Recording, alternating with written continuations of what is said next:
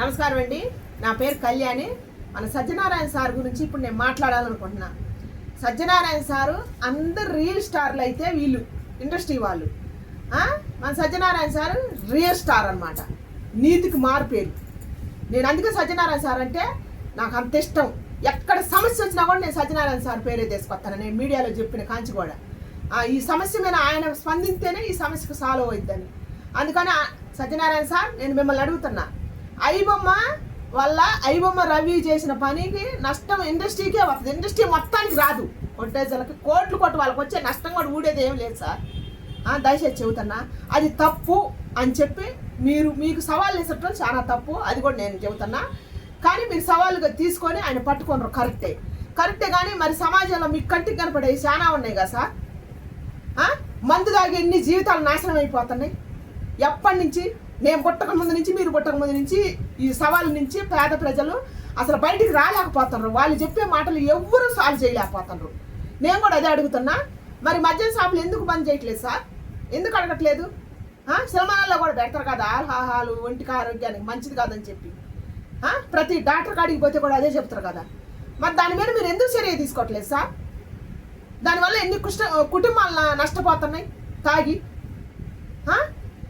ఆ తాగిన వాళ్ళు ఇళ్ళల్లో భర్తలు ఉంటే ఆ భార్యలు పడే కష్టాలు ఎన్ని ఉంటున్నాయి, ప్రతి గృహిణికి ఉంటున్నాయి. వాళ్ళ కన్నీళ్ళు నీకు దాడట్లేదా? దాని మీద మీరు ఎందుకు చర్య తీసుకోవట్లేదు? మీకు బాధ్యత లేదా దాని మీద చర్య తీసుకోవాలి అని? దీని మీద కదా మీరు చర్య తీసుకోవాల్సింది. దీని మీద చర్య తీసుకుంటే ప్రతి గృహిణికి మీరు న్యాయం చేసిన వాళ్ళు అవుతారు సార్.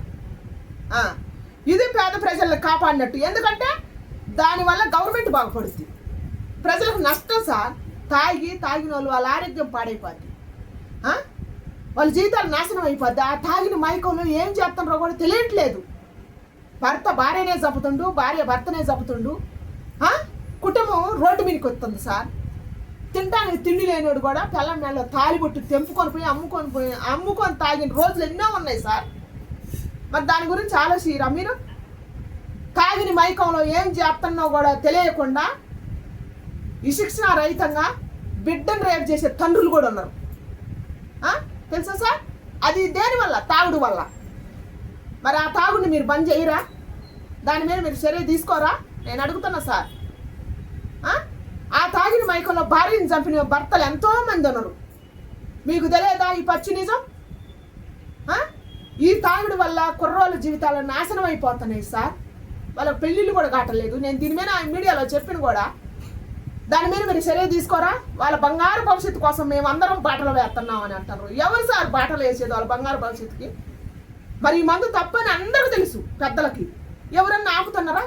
ఆపట్లేదుగా. సిగరెట్ తప్పని చెబుతారు, మరి సిగరెట్ బ్యాన్ చేస్తారా?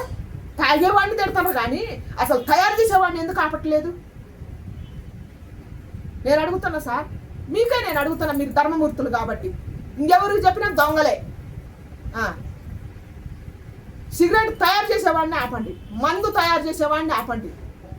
నేను దయచేసి మిమ్మల్ని చేతులు జోడించి అడుగుతున్నాను సత్యనారాయణ సార్, దీన్ని మీరు సీరియస్గా తీసుకొని ఇట్టాటి వాటి మీద కూడా మీరు చర్య తీసుకోవాలని నేను కోరుకుంటున్నాను సార్.